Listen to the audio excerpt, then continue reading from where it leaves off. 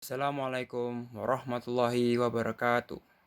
Kami dari kelompok 12 K4 Etika Bisnis akan mempresentasikan hasil diskusi kami yang mengenai etika, filosofi, dan bisnis yang terdiri dari teori dan tradisi etika, yang kedua utilitarianisme, yang ketiga adalah deontologi. Anggota kelompok kami terdiri dari Miftahul Huda Adi Prasetya, yang kedua Arzan Alawi, yang ketiga Anissa Mawardani.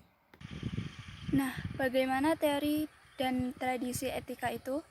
Bisa dikatakan bahwa teori etika dapat membantu para pengambil keputusan untuk bisa memberikan penilaian apakah sebuah keputusan itu sudah etis atau belum.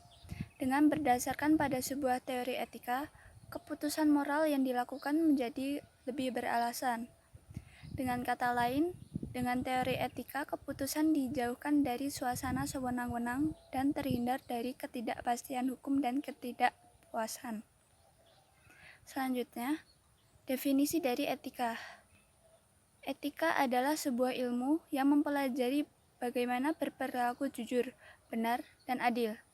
Etika merupakan cabang ilmu filsafat, mempelajari perilaku moral dan immoral, membuat pertimbangan matang yang patut dilakukan oleh seorang kepada orang lain atau kelompok tertentu. Benar dan salah tidak dapat dicampur adukkan demi kepentingan seorang atau kelompok. Untuk memahami pengertian etika secara praktis, diperlukan usaha memperbandingkan etika dengan moralitas.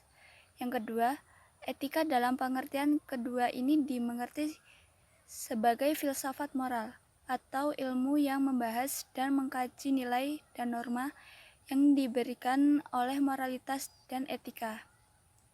Inilah moral berasal dari kata Yunani mores, berarti kebiasaan atau cara hidup. Istilah lain lebih mirip sebagai moral ialah etika. Utilitarisme merupakan pandangan terhadap sebuah tindakan yang dilihat dari sisi etika, di mana tindakan tersebut bertujuan untuk memaksimalkan kegunaan atau kebahagiaan bagi sebanyak mungkin orang.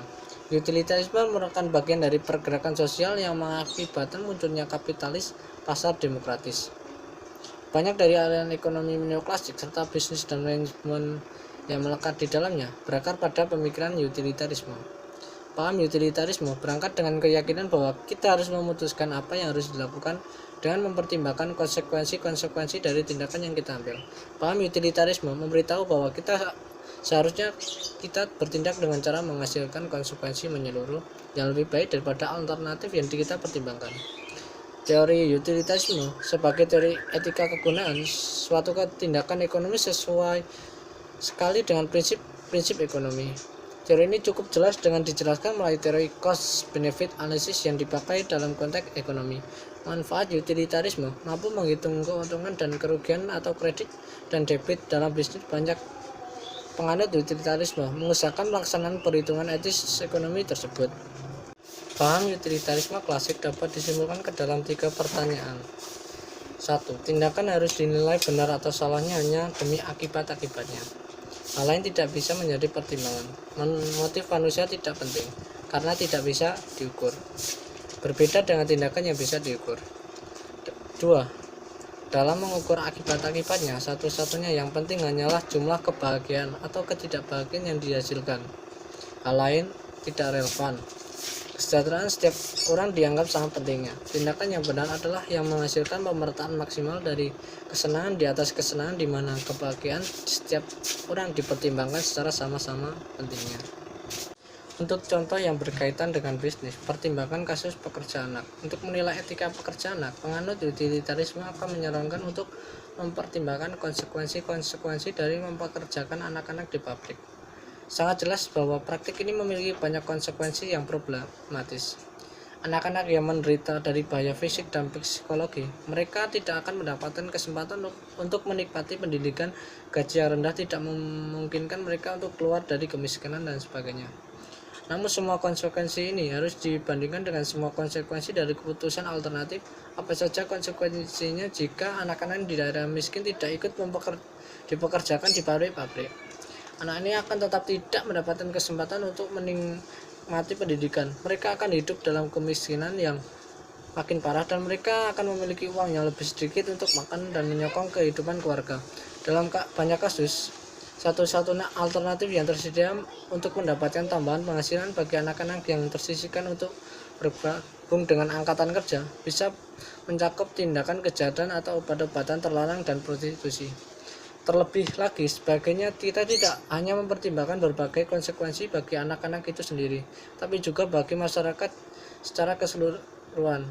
Pekerja anak dapat memberikan keuntungan dengan mendatangkan investasi dan uang dari luar negeri dalam negara miskin. Dalam pendapat beberapa pengamat, memperbolehkan anak-anak bekerja untuk mendapatkan spesial uang dalam kondisi yang keras secara keseluruhan akan memberikan hasil yang lebih baik daripada alternatif lainnya.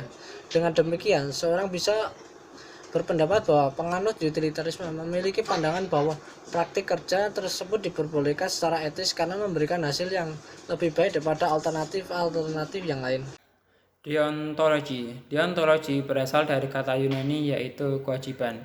Teori ini dipopulerkan oleh filsuf Jerman yaitu Immanuel Kant. Menurut Immanuel Kant, tindakan itu baik bukan dinilai dan dibenarkan berdasarkan tujuan baik dari tindakan itu, melainkan berdasarkan kewajibannya, atau baik buruknya suatu tindakan itu dinilai dari kewajibannya. Misal contoh kasus Roni yang terlambat pulang ke rumah. Roni ingin malam mingguan bersama teman-temannya, lalu ia izin kepada kedua orang tuanya untuk malam mingguan. Lalu kedua orang tuanya memiliki syarat ia pulang sebelum jam 10 malam. Lalu Roni mengiyakannya. Dan di saat ia di pertengahan jalan pulang, ada temannya yang kehabisan bensin. Lalu ia membantu temannya untuk mencarikan pom bensin terdekat. Dan menjadikan ia terlambat pulang ke rumah. Dan di saat ia pulang ke rumah, ia menceritakan kepada kedua orang tuanya mengapa ia terlambat pulang ke rumah. Lalu bapaknya Roni tidak mentolerir kenapa ia bisa terlambat pulang ke rumah, karena menurut bapaknya janji adalah janji yang harus ditepati. Nah, ini termasuk deontologi. Namun sebaliknya, kedua ibunya mentolerir karena tujuan Roni baik untuk membantu temannya yang sedang kesusahan untuk mencari bensin itu. Jadi teori deontologi dan utilitarisme itu sangat bertolak belakang. Misal dalam ini juga banyak dalam contoh taat beragama. Misal dalam agama Islam itu ada larangan untuk memakan daging babi karena itu haram. Ya udah, itu dalam agama Islam ya udah kita meyakini agama Islam, ya udah kita taat untuk tidak makan daging babi gitu. Mengapa dilarang mengapa kita harus mentaati perintah-perintah beragama? Karena dalam perintah agama itu mengandung kewajiban gitu. Contoh dalam hukum, mencuri kan dalam hukum itu dilarang ya. Namun mencurinya misalnya mencuri karena kebaikan, untuk mencuri karena teman kita yang membutuhkan. Nah, itu dalam deontologi tidak boleh, karena ya mencuri nggak boleh karena mencuri karena kebaikan gitu. Kan juga mengatakan suatu perbuatan adalah baik jika dilakukan berdasarkan imperatif kategoris. Konsep imperatif kategoris adalah kewajiban moral yang mewajibkan kita begitu saja tanpa syarat apapun. Kewajiban moral bersifat mutlak tanpa pengecualian apapun dan tanpa dikaitkan dengan keinginan atau tujuan apapun.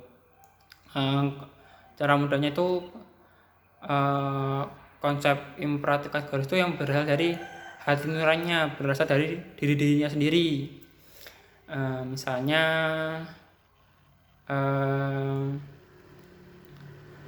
saat kita meminjam buku pada teman kita atau meminjam uang pada teman kita, saat tidak langsung, saat kita telah selesai membaca bukunya, kita langsung mengembalikan bukunya karena takut di kemudian hari saat teman kita membutuhkan, kita malah dimarahi karena tidak segera dikembalikan. Itu mungkin cukup sekian dari kelompok 12. Apabila ada kurang dan salahnya, kami mohon maaf. Wassalamualaikum warahmatullahi wabarakatuh.